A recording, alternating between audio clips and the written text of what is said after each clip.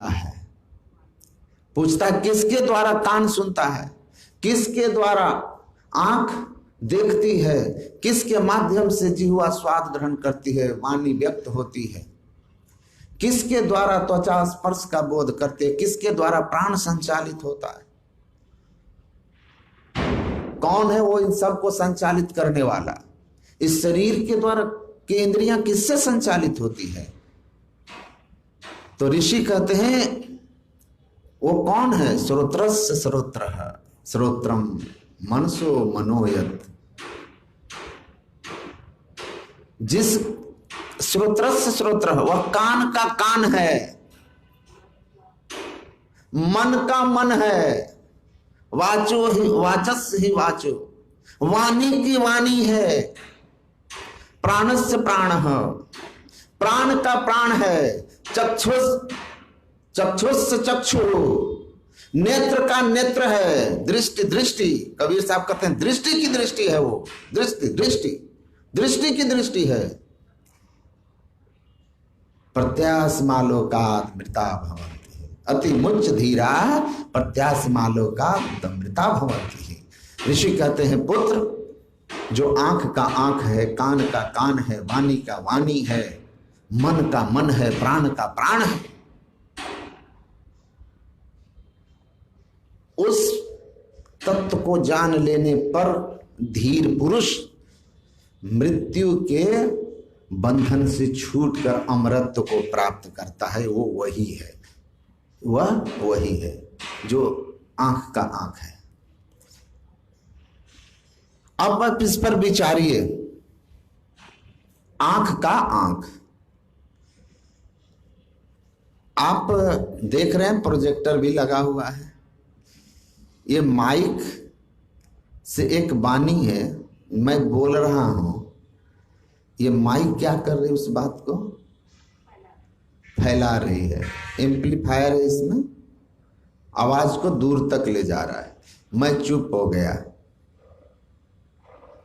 इसकी हिम्मत है, इसकी सामर्थ्य है इसमें कि मेरी बात को आप तक पहुंचा दे। क्यों? कि एक माध्यम है, ये वाणी आप तक जाती है माइक से, और उस माइक का माइक कौन है? मैं हूं, मैं हूं। आप देख रहे हो लाइट जल रही है ना, आप लाइट को देख रहे हो ना, प्रकाश आप देख रहे हो, लेकिन प्रकाश को आप देख रहे हैं, लेकिन प्रकाश का प्रकाश है कोई, वो बिजली है, इलेक्ट्रिसिटी है, आप उसको नहीं देख रहे। इलेक्ट्रिसिटी आप नहीं देख रहे।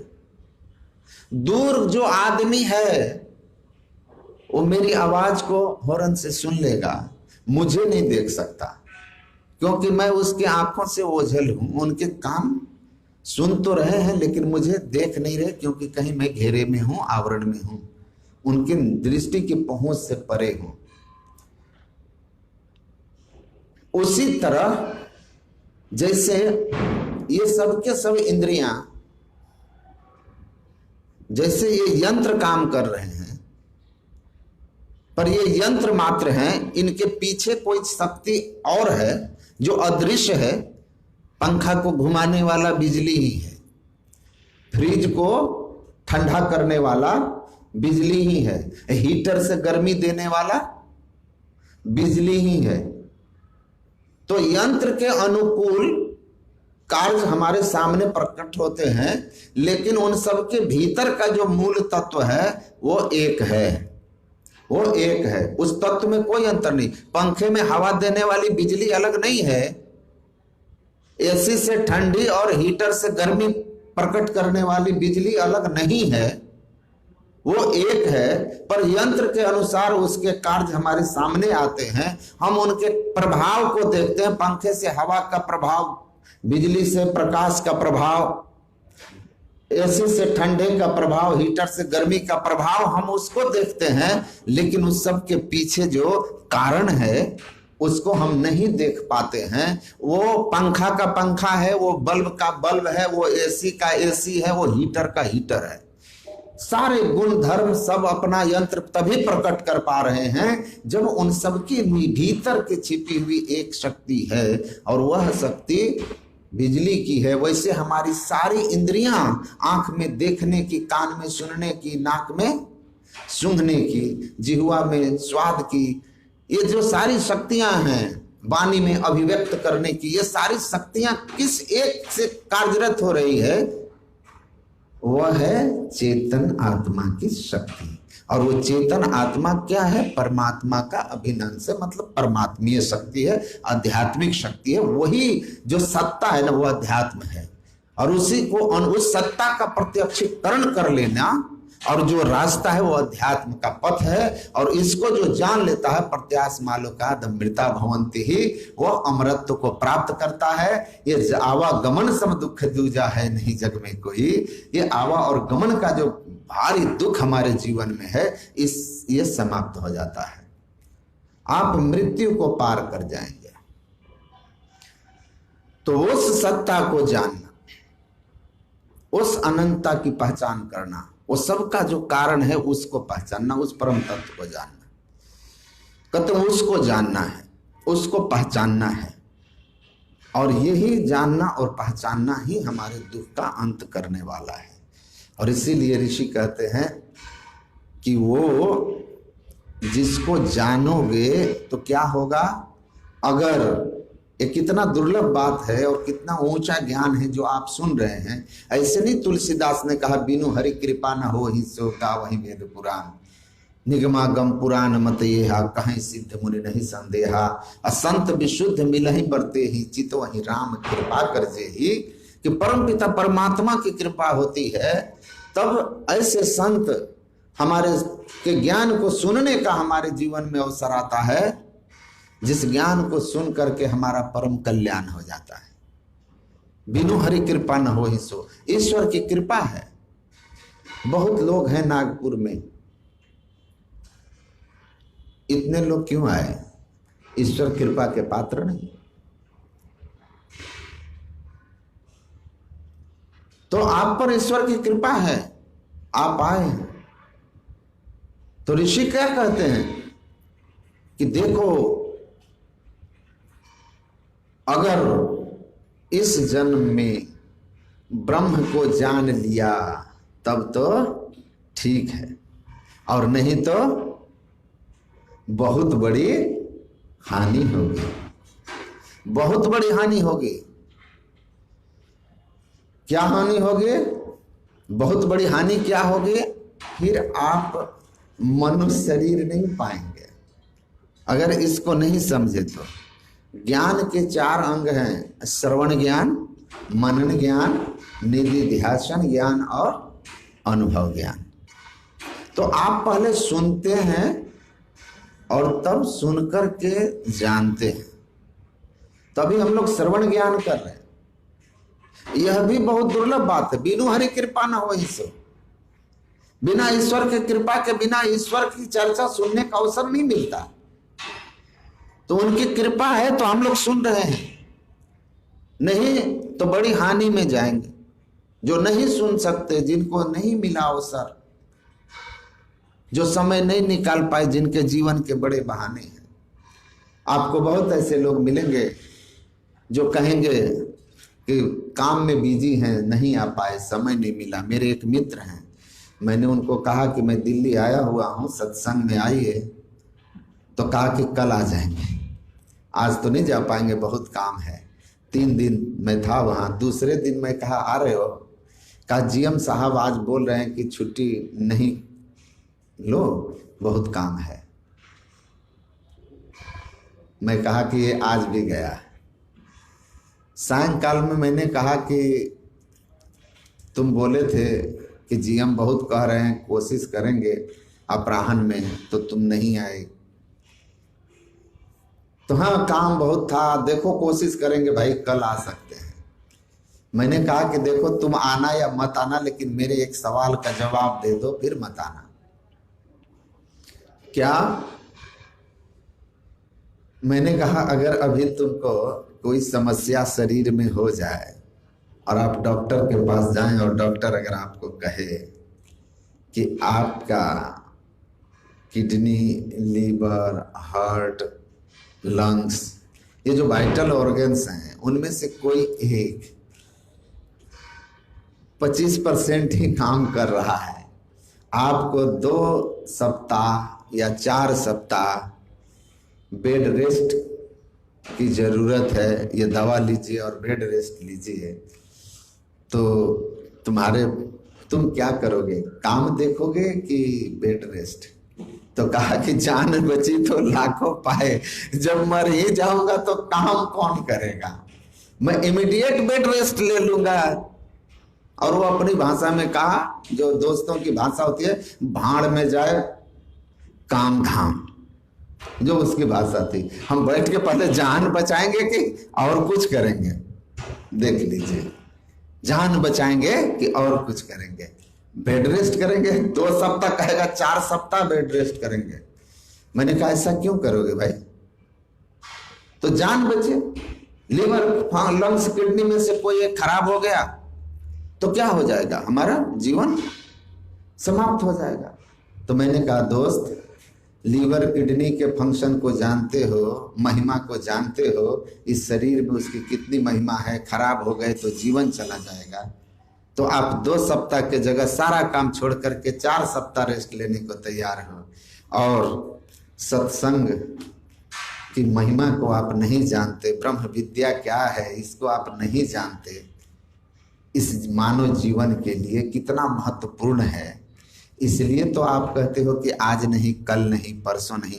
तुमको पता है, अगर इस जन्म में इस ज्ञान को सुनने से चूक गए तो फिर बहुत बड़ी हानि हो जाएगी। 84 लाख जोनी में चले जाओगे। जो तुम हो चेतन आत्मा, 184 भरम के पौ पर अटके आए, अब की पासा ना पड़े फिर 84 जाए। ये आत्मा किस अनंत काल के लिए दुर्गति में जाएगी इसका तुमको बोध नहीं है, और इसलिए तुमको फुर्सत नहीं मिल रही है। जिस दिन इसकी महिमा जान जाओगे ना, ये लंग्स और किडनी को कितना भी इलाज कराओगे, ये एक न एक दिन भस्मीभूत हो के रहेगा। लेकिन death is not the end of life, but it is a beginning of new life, and that new life depends on completely work done as human on earth. इस धरती पर मनुष्य के रूप में रह करके आपने जो कर्म किए हैं, उस कर्म पर निर्भर करेगा कि आपका अगला जीवन कैसा होगा। क्योंकि मृत्यु जीवन का अंत नहीं है, एक नए जीवन की शुरुआत है। और वो नया जीवन जो आपको मिलने वाला है, इसी मनुष्य शरीर में किए हुए कर्म पर है। अगर आपके कर्म की दिशा में अध्यात्म है, आत्मानुसंधान है, ईश्वर की पहचान के लिए आध्यात्मिक पथ की यात्री हैं आप, सत्संग ध्यान है आपके जीवन में, तो फिर आपका आने वाला जीवन शुभ शुभ होने वाला है। और नहीं तो दुर्गति में जाने से कोई नहीं बचा सकता। जो इस जन्म में मतलब मानव जीवन में ईश्वर की जानते हैं, उनको जानने के मार्ग पर चलते हैं, तो वो फिर दुर्गति में नहीं जाते, वरना दुर्गति हो जाती है। और जो पूरी तरह से अनुभूति में के अवसर स्तर पर जाकर ब्रह्म को जान लेते हैं, तो प्रत्यास्माल भूतेषु भूतेषु विचित्त धीराः प्रत्यास्मालो कातमृता भवन्ति। वह इस लोक से जाकर के अमर हो जाता है। इस लोक में ही वह मुक्त स्वरूप अपने को अनुभव कर लेता है। जीवन काल में ही हम ब्रह्मास्मि की अनुभूति होती है, सर्व खलविंदम ब्रह्म। इसकी अनुभूति वो जीवन काल में कर लेता है। और इस संसार में जाने के बाद भी ब्रह्म में विचरण करने वाला अपनी मौज में होता है। सदगुरु महर्षि में ही परमहंस महाराज कहते थे कि जो मुक्त पुरुष हो जाते हैं वो अपनी मौज में रहते हैं, अपने धाम में। जेलर जैसे जेल में अपनी इच्छा से आता है और अपनी इच्छा से चला जाता है, कैदी अपनी इच्छा से नहीं आता है और ना ही जाता है। तो ऐसे मुक्त पुरुष संत होते हैं, शरीर में रहें या शरीर को त्याग दें, उनकी जब मौज होगी वो अपनी मौज से इस धराधाम पर आ जाते हैं। जीव हित आप ही आवे, और जीव के कल्याण के लिए, संसार के उद्धार के लिए, संसार में कष्ट उठाते हुए, संसार का लोगों को सत्मार्ग दिखाते हुए, और फिर इस संसार से जब इच्छा होती है चले जाते हैं। मुक्त पुरुष ऐसे होते हैं। और हम लोग कर्म के बंधन में बंधे हुए कैदी की तरह जब जमराजा आन पड़ेंगे नेक धरत नहीं धीर, अब मुंगरी न मार के प्राण निकासत व्याकुल होत शरीर, करो रे बंदे वो दिन की तदबीर, उस दिन की तदबीर करो, नहीं तो पछताओगे। ऋषि करे पछताओगे, बहुत बड़ी हानि हो जाएगी। एक संत हुए बुल्ला साहब, वो कहते हैं अनंत सत्ता को अगर तुमने अनुभव नहीं किया तो क्या होगा, क्या होगा। वो कहते हैं उगते सूरज ढलते देखा, बलते दीवा बुझते देखा, जिन्हा ने उसने कदर न की थी उनको हाथ मलते देखा। सूर्य का उदय होता है फिर अस्त हो जाता है, सूर्योदय के साथ आप दीपक जो है बुझा देते हैं और सूर्यास्त के साथ दियों को जला देते हैं। ऐसे जीवन में बड़े बड़े लोगों को हमने बड़ी ऊंचाई छूते हुए देखा है और जीवन में ही धराशायी होते हुए भी देखा है। नहीं तो मृत्यु के झटके से सब कुछ तो छूट ही जाता है, छूट ही जाता है। सुख दुख का चक्र चलते रहता है। जो इस संसार के वैभवों में फंस के रह जाते हैं वो कहते हैं उनको हाथ मलते देखा। वो सुने हैं ना वो कहानी कि बीरबल से अकबर ने पूछा कि तुम्हारे हाथ में बाल क्यों नहीं, तो कहा कि महाराज जी आप दान करते हैं। कहा कि मेरे हाथ में बाल क्यों नहीं, हथेली में बाल क्यों नहीं है। तो कहा कि आप जो दान करते हैं ना, तो दान करते करते आपके हाथ के बाल झड़ गए। तो कहा तुम्हारे हाथ में भी तो बाल नहीं है। तो बीरबल ने कहा रे आप दान करते हैं, मैं दान लेता हूं, तो आपका दान करने में बाल झड़ गए, मेरे दान ग्रहण करने में बाल झड़ गए। तो कहा कि ठीक है मेरे तेरे तो लेने देने में झड़ गए, पर दुनिया वालों के भी तो हाथ में नहीं है। कहा महाराज आप देते हो तो झड़ गया, मैं लेता हूं तो झड़ गया, ये दुनिया वालों को नहीं मिलता, इनका हाथ मलते मलते झड़ गया, हाथ मलते मलते झड़ गया। तो हाथ मलना न पड़े, उस सत्य को जान लीजिए, उस मार्ग के राही बन जाइए। और उसका राही कौन है? संत के शरण में जाएं, सदयुक्ति बताएं। संत सीधी बात बताते हैं, कोई उनमें जोड़ घटाव नहीं है। क्या करते हैं?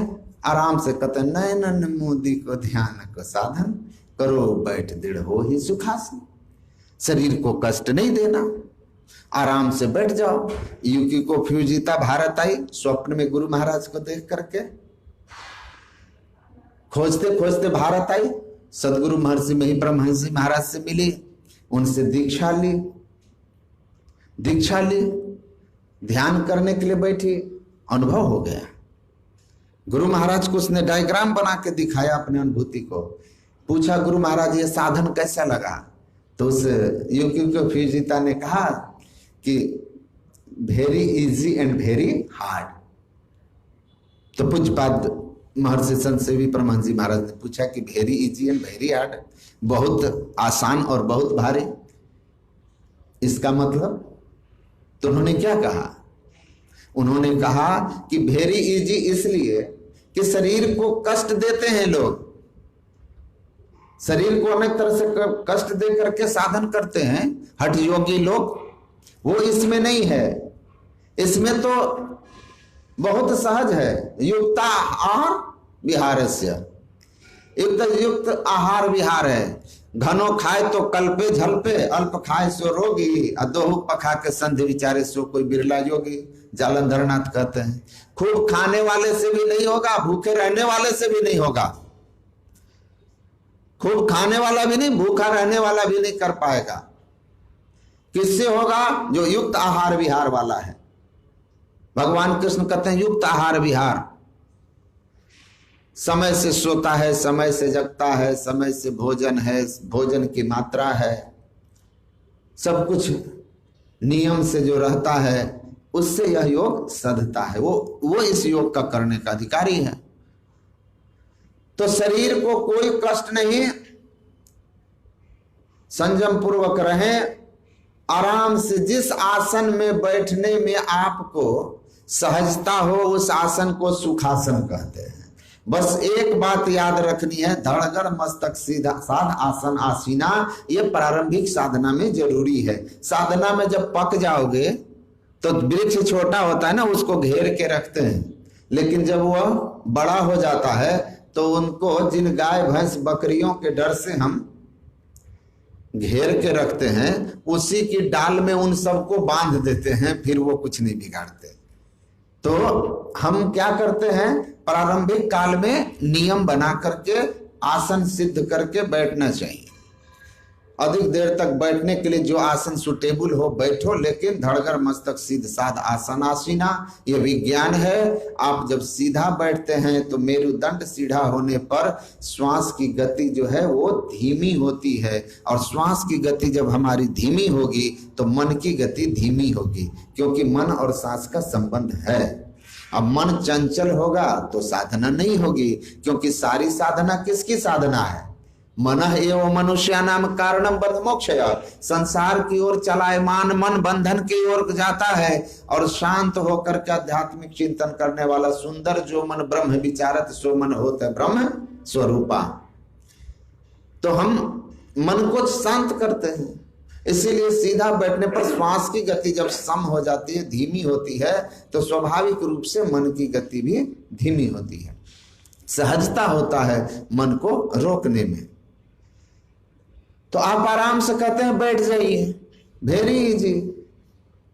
अब वेरी हार्ड क्या है, किससे लड़ना है, मन से है। अब मन कैसा है, पूज्यपाद महर्षि संत सेवी जी महाराज कहते थे कि एक फरीद खां थे, जिन्होंने एक शेर को मार दिया तो उसका नाम पड़ गया शेरशाह, शेर खां। बाद में बन गए बादशाह शेरशाह। एक शेर को मारा तो शेर खां इतना प्रसिद्ध हुआ कि लोग उनके पीछे हो गए, और आगे चलकर इतने लोगों का जमावड़ा उसके पास हुआ कि हुमायूं को हराकर उस देश का बादशाह हो गया, जिसने जीटी रोड बनवाए। तो एक शेर को मारा, और पहले शेर चलता था, आज केजी चलता है। पहले एक शेर, एक मन में कितना शेर होता था, 40 शेर। वो कहते हैं कि एक शेर को मार करके बादशाह बन गया, लोकप्रिय होकर के। और ये एक शेर, एक मन में 40 शेर, 40 शेर, और जो एक मन को मार दिया वो कितना बड़ा महान होगा। 40 शेर है एक मन में, तो मन कितना बलवान है, अब उसको मारने वाला कितना बलवान होगा। तो पूज्यपाद महर्षि संत सेवी जी महाराज कहते थे, एक शेर से इतना डरते हो, 40 शेर की जिसमें शक्ति संग्रहित है, उस मन से तुमको लड़ना है, इसलिए वेरी हार्ड। मन नहीं पकड़ा जाए बहादुर जवान है, करता है खुरखंद बड़ा शैतान है, ऐसा यार हरीफ बसे इस अलक में, अरे हरे पलट उड़ता कोस हजार पंख बिनो पलक में। बिना पंख के कोसों हजार उड़ता है, यह मन जालिम जोर रे बरजे नहीं माने, जो या मन को पकड़ा चाहे भागत साकल तोड़ रे। सुर नर मुनि सब पच पचिहारे, हाथ न आवे चोर रे, जो हंसा सदगुरु के होई राखे ममता छोड़ रे। संत सदगुरु के शरण में जाकर जो ममता को त्याग दिया है और विशासन ज्ञान को सीख लिया है, घबराओ नहीं, वेरी हार्ड है। तो तुम्हारे पीछे कोई खड़ा है ना, कहे कबीर सुनो भाई साधो बचो गुरु की ओट रे। सदगुरु पीछे खड़े हैं, अगर उसके अंदर 40 शेर की ताकत है उस मन में, तो तुम्हारे पीछे खड़ा वो संत सदगुरु जो है उसमें 40,000 शेर की ताकत है। बिल्कुल घबराने की कोई बात नहीं है। निष्ठा और श्रद्धा गुरु के चरणों में होनी चाहिए, तो डरने वाली कोई बात नहीं है। कोटि जन्म का पंथ था पल में पहुंचा जाए, सदगुरु दीन दयाल हैं दया करी मोहियाए। उनकी दया में हर कृपा हो जाए तो ये जो इतना बड़ा मन जो हमारे बीच जिससे हमारी लड़ाई है, इसको हम मार देंगे, इसको हम जीत लेंगे। कहे कबीर सुनो भाई साधो संत सुखी मन जीती हो। आप मन को जीत करके सुखी हो जाएंगे। तो मन से लड़ाई है, इसलिए वेरी हार्ड, बहुत ताकतवर है। लेकिन सच्चे गुरु की जिनकी श्रद्धा होगी, श्रद्धावान लभते ज्ञानम, ये पंक्तियां अच्छी तरह याद कर लेना। मुर्शिदे कामिल से मिल, सिदक और सबूरी से तकी, जो तुझे देगा फाहम शहरत को पाने के लिए। अगर आप में सांसारिक पदार्थों के प्रति संतोष है, हमारे आदरणीय धर्मपाल बाबू कह रहे थे, मैं गुरु के पास कभी भी संसार की मांग लेकर के नहीं गया। वसुधा सपत दीप है सागर, मति संजमी काढ़ी कढ़ी जय, मेरे ठाकुर के जन इन्हू न बाँचे, हरि मांगे हरि रस दीजे। संपूर्ण रत्नाकर सागर है, उसके सारे रत्नों को रख दो, तब भी कहते हैं जो उनमें आसक्त नहीं होकर सदगुरु से जाके कहता है कि मुझे हरि रस दीजिए, ईश्वर का रस पान करा दीजिए, ईश्वर दर्शन करा दीजिए, ऐसे संतोष लेकर के जाना। सच्चाई, निष्कपट हो और दीन हो, सब कुछ समर्पण कर गुरु की सेवा करनी चाहिए। सब कुछ समर्पण करने की जिनके अंदर शक्ति है, सच्चाई है, संतोष है, साफ दिल से, अरे मैं जीव हूं, मैं आपके शरण में हूं, मैं गुरु के सामने जाके क्या कहूं, मैं पुण्यात्मा हूं। अगर मैं पुण्यात्मा ही होता तो आपके पास क्यों आता? मेरे अंदर में विकार हैं, काम है, क्रोध है, लोभ है, मद है, मात्सर्य है, ईर्ष्या है, द्वेष है, दोष दुर्गुण है, और तब तो मैं आया हूं सदगुरु वैद्य। सदगुरु वैद्य है ना, वैद्य श्रेष्ठतर है, वैद्य श्रेष्ठतर आपके शरण में तो मैं इसलिए आया हूं कि आप हमको इन सारे दोष दुर्गुणों से मुक्त कीजिए। तो सच्चाई के साथ जाकर के जो भी कुछ है गुरु के सामने रख दीजिए कि मेरी ये स्थिति है। वैसे वो बिना कहे भी जानते हैं, लेकिन कहने से आपकी विनम्रता प्रकट होती है, आपकी पात्रता प्रकट होती है। आप अपने को पात्र बनाइए।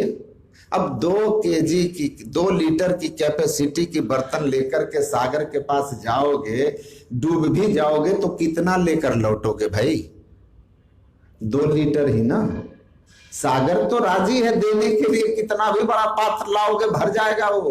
वैसे गुरु राजी है, जितना बड़े पात्र लेकर जाओगे वो भर देंगे, क्योंकि कृपा सिंधु नर रूप हरि, कृपा के सिंधु हैं वो, तो नर रूप में हरि हैं। वो सिंधु में जब डुबकी मारने गए तो लोटा, आपके पात्र इतना छोटा था, कोई आवे तो बेटा मांगे, भेंट रुपया लीजिए। कोई पुत्र का पात्र लेकर इतना सा गया है, कोई धन का पात्र लेके गया है, कोई स्वास्थ्य का पात्र लेकर गया है। वो कहते हैं समुद्र मेरा खुला हुआ है, पात्र ले आओ और ले जाओ, आपकी पात्रता पर है। इसीलिए सच्चाई और संतोष के साथ सदगुरु के शरण में जो जितना जल्दी पहुंचेगा उसको उतना जल्दी मुक्ति होगी। हम आज दीक्षित होंगे, हो सकता है मेरी एक को फिजिता की तरह अनुभव हो जाए और हम लिख दें, यहाँ बैठे एक महापुरुष कह रहे थे कि हमें भी बहुत जल्दी अनुभव हुआ। तो मैंने कहा क्यों नहीं होगा, क्यों नहीं होगा, स्वाभाविक है, ये जन्मों की साधना है। कोई 10 जन्म से साधना करके इस जगह पर पहुंचा है तो 11वें जन्म में तो वहां से शुरू होगा, क्योंकि ये भक्ति बीज बिन से नहीं, जहां से छोड़ा वहां से आगे बढ़ गया। अब कोई पहली बार दीक्षा ले रहा है तो बेचारे को तो बैठते ही नींद आएगी, वो तो पहला कदम उठाया है। आप 1000 किलोमीटर चल चुके हैं, तो दोनों के दर्शन और अनुभव में अंतर होगा। इसीलिए पर घबराना नहीं है, वो भी वहां तक पहुंचा है चल के, और आप शुरू किए हो थोड़ा देर से, तो थोड़ा देर से पहुंचोगे, लेकिन जो चला है वो पहुंचेगा, ये निश्चित बात है। और यही चीज है जो कह रहे थे ऋषि कि इस जन्म में ईश्वर के तत्व को जान करके उस पथ पर चल दिए तो एक दिन पहुंच करके अमृत को प्राप्त कर लोगे। और अगर नहीं चले उस पथ पर, जो आंख का आंख है, कान का कान है, श्रोत का श्रोत है, उस अमर तत्व अनंत तत्व को जानने के लिए अगर यत्न नहीं किया तो तुम भारी हानि में चले जाओगे।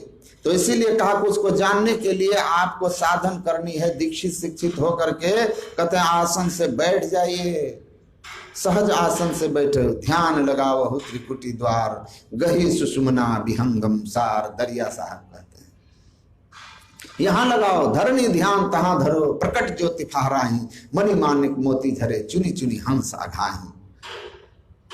वहां ध्यान लगाओ।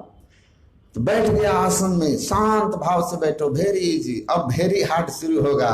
मन भाग रहा है, हम मन को रोक रहे हैं, क्योंकि मन को हमको कहाँ ले जाना है? सुषुम्ना में प्रवेश करना है।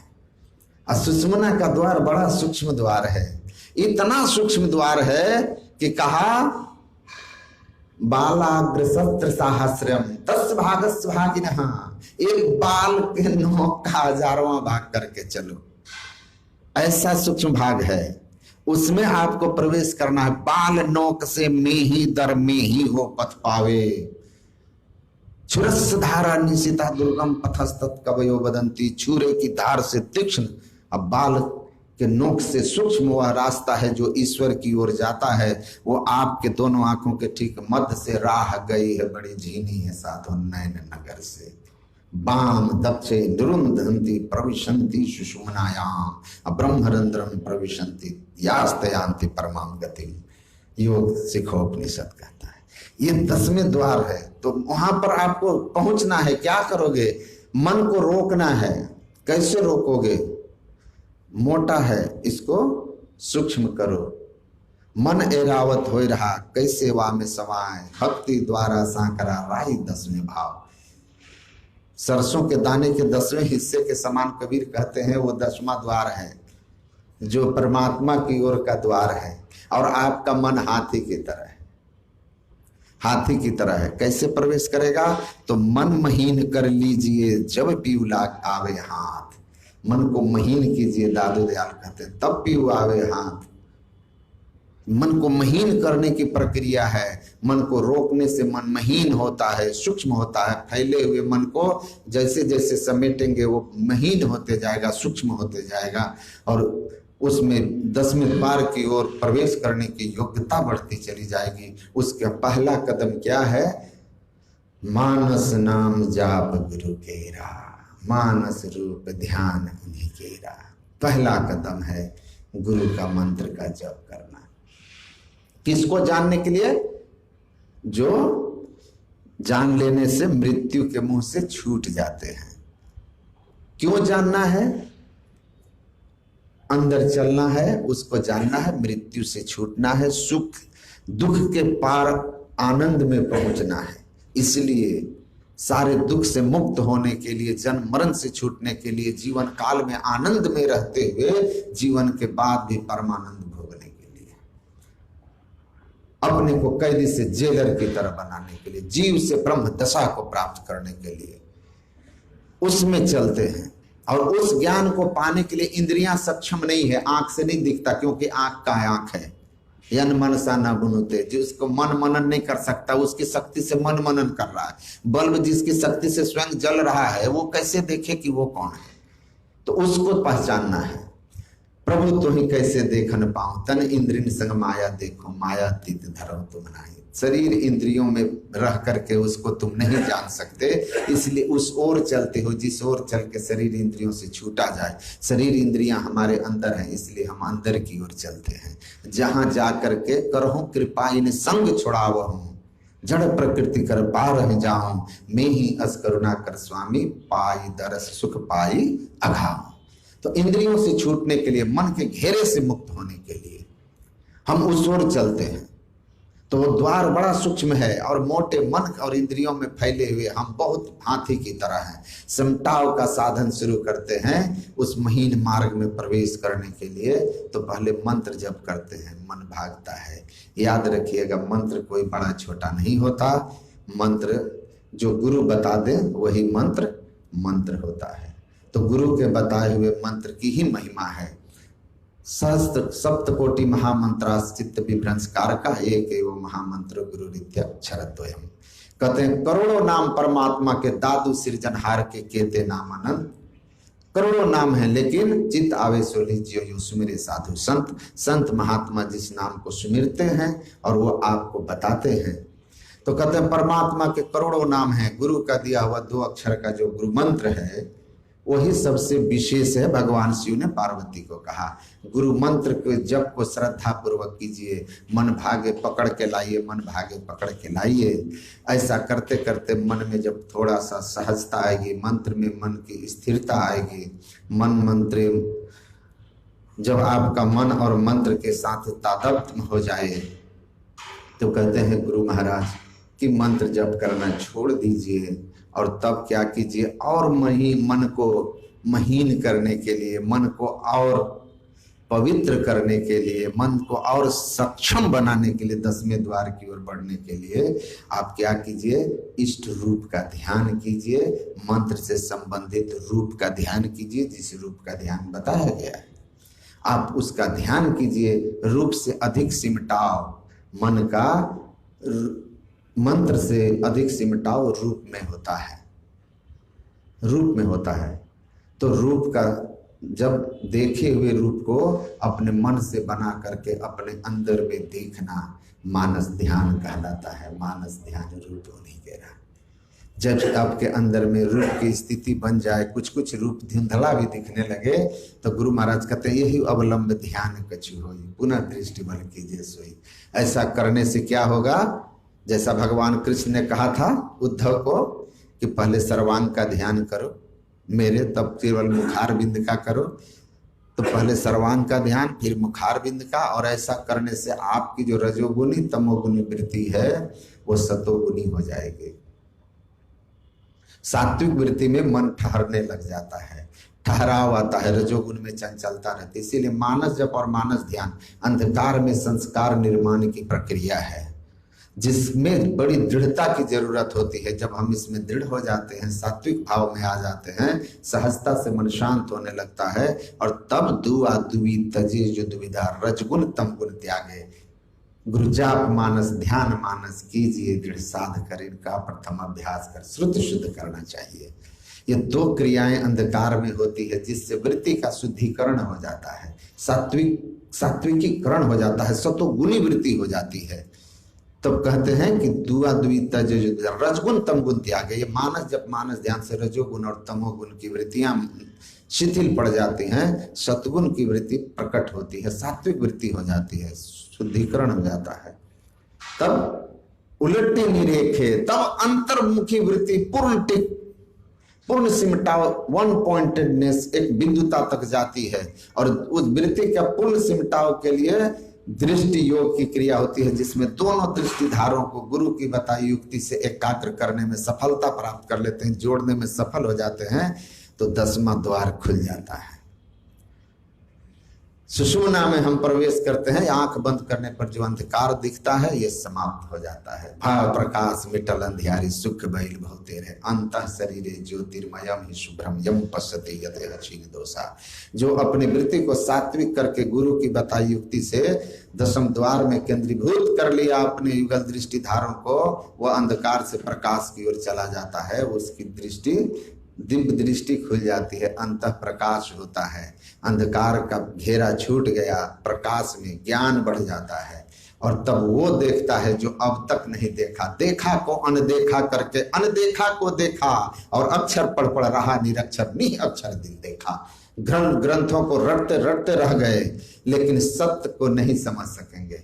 लेकिन जिसने देखा को अनदेखे हुए समस्त रूपों को छोड़ करके और अपने वृत्ति को अंधकार के ठीक उस स्थान पर केंद्रित कर देता है जहां पर गुरु ने कहा है दो नैना बीच सन्मुख देख, बाम दक्षिण निरुंधंती, बाई और दाई दृष्टिधारों को निरुद्ध कर लिया, सुषुम्ना मार्ग खुल जाता है, 10वां द्वार खुल जाता है, अंतः प्रकाश होता है। तब कहते हैं धर कर बिंदु सुनो अनहद ध्वनि, विविध भांति की होती पुरी पुरी। तब अंतर्नाद खुलता है, जिसकी बात मैं कह रहा था। अध्यात्म पथ किसका बना हुआ है? किसी मेटेरियल का नहीं है, नॉन मेटेरियल है, ज्योति और नाद का। तो ये ज्योति और नाद जो अध्यात्म पथ जिससे बना है, वो ज्योति और नाद का बना अध्यात्म पथ आपको मिल जाएगा। उस अध्यात्म पथ पर आप बढ़ते बढ़ते कहां पहुंच जाएंगे? विविध भांति की होती पुनपुनी धन धुन सुनी सूरति चढ़ती जाई, अंतर पट टूटे दुखदाई। उस मार्ग पर चलते हुए ज्योतिनाद के मार्ग के सहारे ज्योतिनाद का साधन करते हुए अंत में ईश्वरीय ध्वनि को सुनता हुआ यह सूरत जीव परमात्मा के पास पहुंचता है। अंतर के अंधकार प्रकाश शब्द के सारे आवरण को तोड़कर परमात्मा से एक मेघ हो जाता है। आध्यात्मिक यात्रा पूरी होती है, निःशब्दम परमम पदम में हमारी पहुंच होती है। हम उस ईश्वर के साथ, हम ईश्वर का साक्षात्कार करने में सक्षम हो जाते हैं। उस ईश्वर का जो आंख का आंख है, दृष्टि दृष्टि सो देखा। कबीर कहते हैं दृष्टि की जो दृष्टि है, उस दृष्टि की दृष्टि को चेतन को हम पहचानते हैं और उस अपनी पहचान जब होती है तो उस चेतन आत्मा से सर्वव्यापक अनंत परमात्मा की पहचान होती है। फिर हमारी उनसे एकता होती है, फिर द्वैतता नहीं कुछ रहे कि अस्मनन दृढ़ चाहिए। ऐसा दृढ़ ज्ञान आपके अंदर होना चाहिए कि मुक्ति केवल और केवल परमात्मा से हमारी एकता जब हो जाएगी तब होगी, और इसी पथ पर चल करके होगी। ऐसा दृढ़ ज्ञान लेकर के अंतर साधन में जो अपने को लगाए होते हैं कभी हानि में नहीं जाएंगे, उनको कोई हानि नहीं हो सकती। लेकिन जो इस ज्ञान को अनादर कर देते हैं और अध्यात्म पथ की ओर नहीं बढ़ते हैं तो वो अन्य उपायों से, अन्य पुण्य कर्मों से वो भले ही पुण्यात्मा हो जाएं, स्वर्ग के ऊंचे से ऊंचे लोकों में चले जाएं, लेकिन पुण्य छीन से देव स्वर्ग से नरक में आवे। पुण्य छीन होने पर वे तमाम लोगों से फिर आपको घृणा होगा, लेकिन आध्यात्मिक अंतर पथ की ओर आप जब बढ़ेंगे उस अनंत सत्ता से बोध एक होने के लिए, एकता की स्थापना करने का भाव दृढ़ करके इस पथ पर आप बढ़ेंगे श्रद्धा विश्वास से, तो मोक्ष में पहुंचे बिना आप रुक नहीं सकते और आपकी कभी कोई इस मानव तन से नीचे की गति नहीं हो सकती। इसलिए ये सबसे दिव्य ज्ञान है अध्यात्म ज्ञान। इसको सुनकर समझकर दृढ़ता से धारण कीजिएगा, परम कल्याण होगा। बोलिए श्री सद्गुरु महाराज की।